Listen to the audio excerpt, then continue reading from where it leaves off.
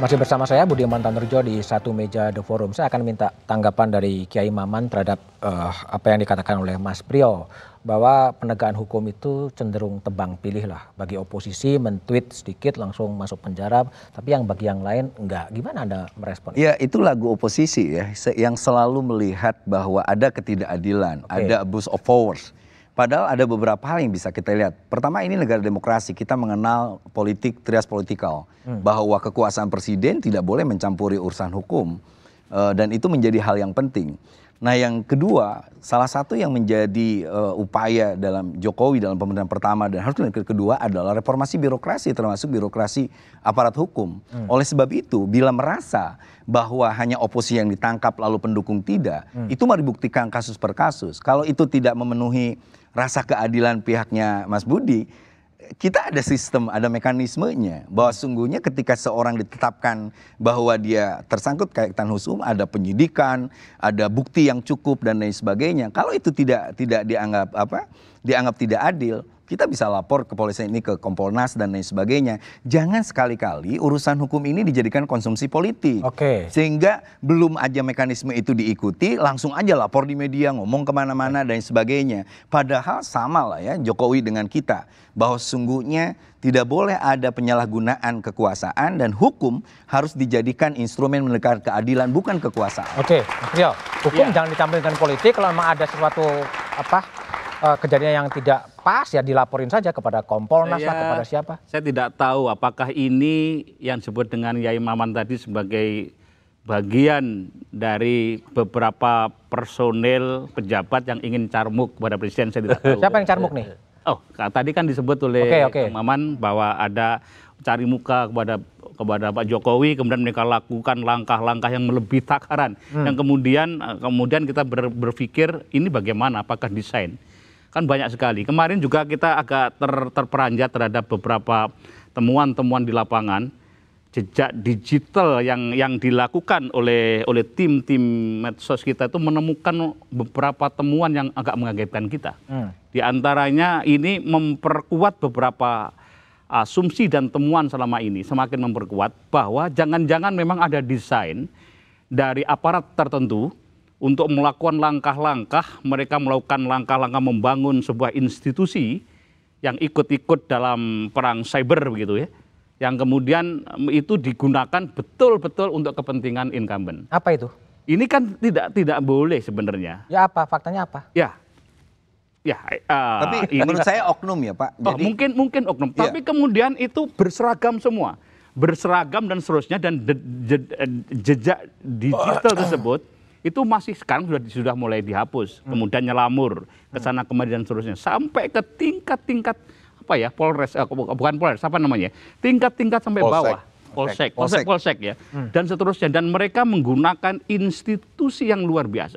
Kalau ini benar, ini bukankah mulai runtuh nilai-nilai keinginan kita membangun sebuah demokrasi, tetapi tetap mempertahankan agar institusi penegak hukum, ini fakta termasuk aparat, ini temuan-temuan beberapa yang sekarang beredar aja Pak, dilaporkan. Gimana? Ya menurut saya, kita jangan hanya sekedar menemukan fakta, setelah itu lalu diumbar di depan media, membingungkan publik.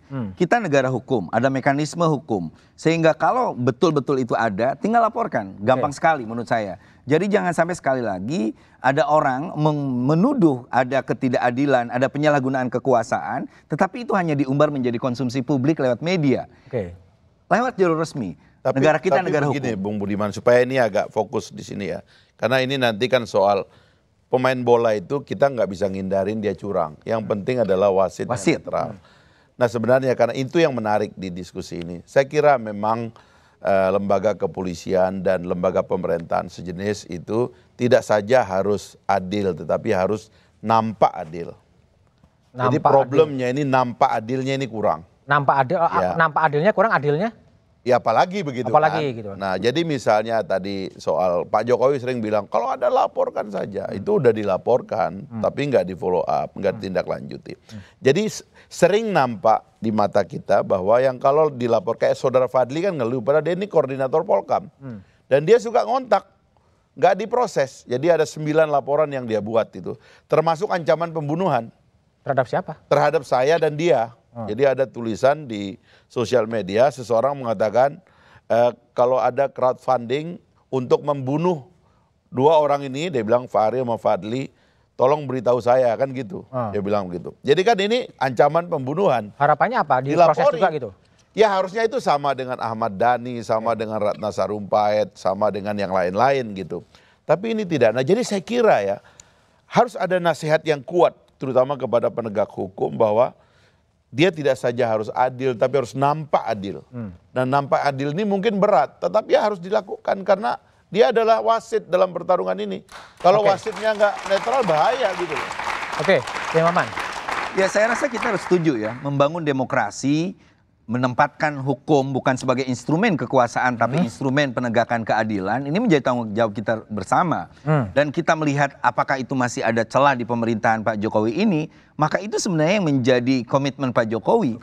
Reformasi birokrasi kita yang memang sudah sekian lama bok-brok, diperbaiki dengan cara disiplin, transparansi, manajemen dan lain sebagainya, dan ini harus terus diawasi sama-sama. Dan itu fungsi oposisi.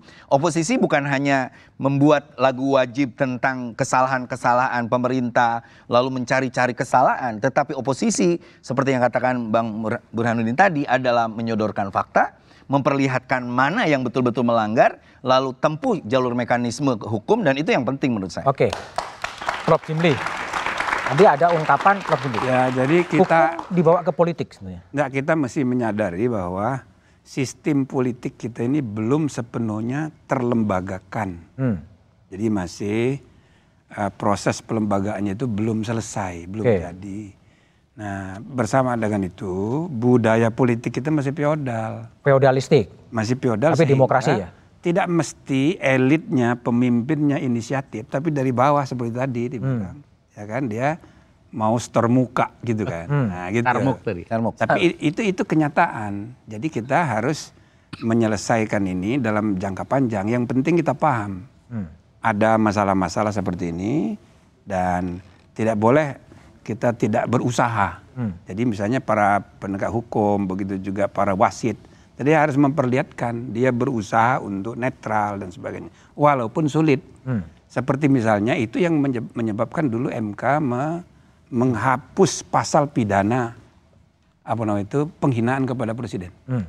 Diperlakukan bahwa penghinaan itu bagi siapa saja, oleh siapa saja dilarang.